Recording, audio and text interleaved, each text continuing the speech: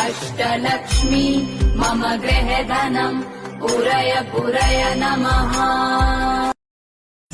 ॐ ह्रीं श्रीं क्रीं श्रीं कुबेराय अष्टलक्ष्मी मम गृहधनम् पूरय पूरय नमः।